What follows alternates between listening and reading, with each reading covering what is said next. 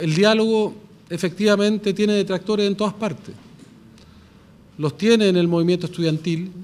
Hay un grupo de jóvenes que no quiere el diálogo, pero yo quiero decir que la mayoría de sus dirigentes, desde Camila Vallejo, Camilo Ballestero, Giorgio Jackson, los secundarios, sí nos entregaron su respaldo a esta idea de diálogo, pero con ciertas condiciones. El Colegio de Profesores también. Lo quiere, yo creo que gran parte de la sociedad chilena, pero yo quiero ser muy claro, no obtuvimos una respuesta adecuada de uno de los actores principales, que fue el gobierno, porque la principal demanda que nos pusieron todos los actores sociales para incorporarse al diálogo no fue cumplida, no hubo ánimo de cumplirla por parte del gobierno, que era no enviar los proyectos de ley, porque una vez que se envían los proyectos de ley ya está todo definido, está todo estructurado, y el movimiento estudiantil quería concordar en esa mesa de diálogo los puntos que a ellos les interesaban, porque ya habían tenido la experiencia, una vez que habiendo levantado las movilizaciones, se había generado una comisión de diálogo y ninguno de sus puntos había quedado establecido. Nosotros lo lamentamos mucho, tanto el ministro como el presidente, en vez de convocar ellos al diálogo, en vez de generar ellos un diálogo positivo, instalan este tema en la barricada, en una lógica de trinchera, en una lógica de guerrilla. Eso no nos parece bien. El gobierno optó y el comité político optó en los últimos días por una política de atrincheramiento, de descalificación y de responsabilizar a la oposición sobre lo que pasa en educación. Esta estrategia de atrincheramiento y descalificaciones no contribuye a lo que hoy el país está exigiendo y esperando, que es el diálogo.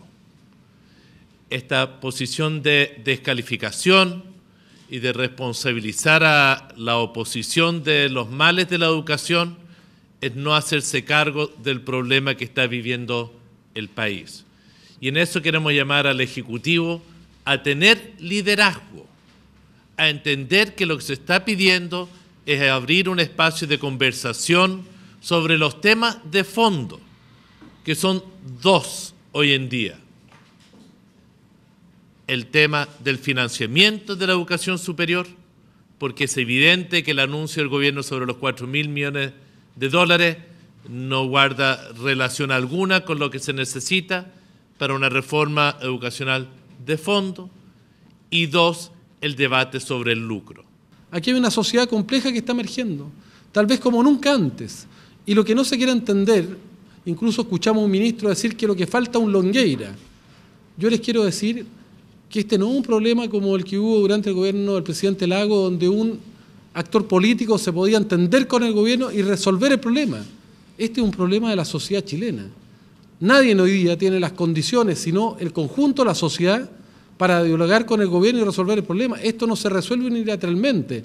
No lo podría resolver nadie del mundo de la oposición de llegar a un acuerdo con el gobierno sobre determinados temas, dándole la espalda a la ciudadanía. Eso yo les quiero decir que es absolutamente ficticio, eso es absolutamente imposible. Y no lo haríamos porque significa darle espalda a algo que proviene del conjunto de la sociedad. Es la sociedad chilena la que tiene que construir y sentirse incorporada en un gran acuerdo para resolver el problema. Aquí no es una persona la que va a resolver el problema, es el diálogo de la sociedad chilena que se sienta capacitada, posibilitada de dar a conocer sus propuestas, que lamentamos mucho que el presidente señale que aquí hay populismo. Aquí no hay populismo.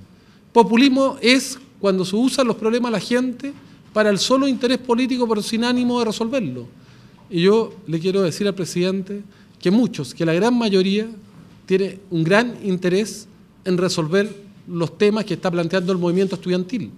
Nosotros como mesa del Senado no vamos a tomar partido, nuestros partidos nos representan y nosotros nos vamos a mantener al margen de esta convocatoria, pero creemos que el peor error que puede hacer el gobierno es seguir criminalizando, descalificando al movimiento social, no escuchando al movimiento social.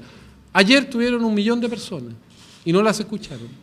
Si el gobierno sigue sordo, van a ser mucho más que 1 millón de personas las que van a manifestarse a futuro, y si el gobierno no la sigue escuchando, evidentemente es el gobierno el que tiene una crisis de liderazgo, el que tiene una crisis de responsabilidad respecto a cómo se deben abordar estas materias. Así que nosotros invitamos al gobierno a tener liderazgo, quiere decir a escuchar, a tener responsabilidad, quiere decir a hacer propuestas de verdad, sustantivas, respecto a lo que se está planteando y no mirar para el lado y no hacer propuestas que son absolutamente colaterales, donde los temas centrales que se están planteando no son abordados